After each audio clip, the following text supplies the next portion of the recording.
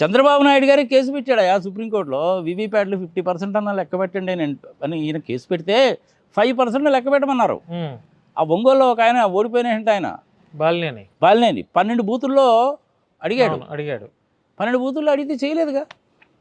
కానీ ఏదో ఒక రోజు ఈ విషయం బయటకు వస్తుంది. దీని గురించి ఎలన్ మస్క్ కూడా కామెంట్ చేశాడు. సరే, ఎలన్ మస్క్ అంటే వ్యాపారస్తుడు, ఆయన అమెరికా వాడు, మనం పట్టించుకోవాల్సిన పని లేదు. కానీ నాలాంటి వాళ్ళు చెప్తున్నారుగా, నేను 7-8 వీడియోలు చేశాను.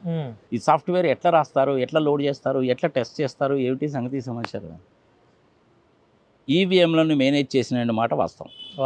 ఇది ఎవరు చెప్పాలి మరి? మోడీ గారు కానీ అమిత్ షా గారు కానీ చెప్పాలి. నేను ఎంత చర్చడి కేసులు వేసినా, బాలినేని లాంటి వాళ్ళు కేసులు పెట్టినా ఏమీ ఉపయోగం ఉండదు. వాళ్ళు చెప్పరు. అంతే. దొంగతనం చేసినాడు నేను దొంగతనం చేశానని చెప్తాడా? చెప్పడు కదా. మరి ఈవీఎంలని మేనేజ్ చేయడము అంటే దొంగకి తాళాలు ఇవ్వడమే. అంతే. ఇంకా అసలు డెమోక్రసీ ఎందుకు, ఓటింగ్ ఎందుకు? నెక్స్ట్ ఎన్నికలకైనా ఈవీఎంలు లేకుండా వీవీప్యాట్స్ తో జరుగుతాయి అంటారా? లేకపోతే మళ్ళీ ప్రోగ్రామ్స్ కనుక పర్ఫెక్ట్గా కనుక ఉంటే ఈవీఎంలు బెస్టే. లేకపోతే బ్యాలెట్ పేపర్లో పెట్టుకోవచ్చు. ఒకప్పుడు అలాగే జరిగినాయి కదా సార్, బ్యాలెట్ పేపర్తోనే కదా. భారతదేశానికి స్వతంత్రం వచ్చినప్పుడు మన దేశ పాపులేషన్ 36 కోట్లు. అందులో ఓటు హక్కు ఉన్న వాళ్ళు 20 కోట్లు ఉంటారు. ఓటు వేసిన వాడు 10 కోట్లు, అంతకంటే ఎక్కువ ఉండరు. మరి ఇప్పుడు ఎట్టా? అదే కదా. ఇప్పటి వరకు మన దేశ జనాభా ఎంతో మనకు తెలియదుగా. చాలా విచిత్రమైన విషయం.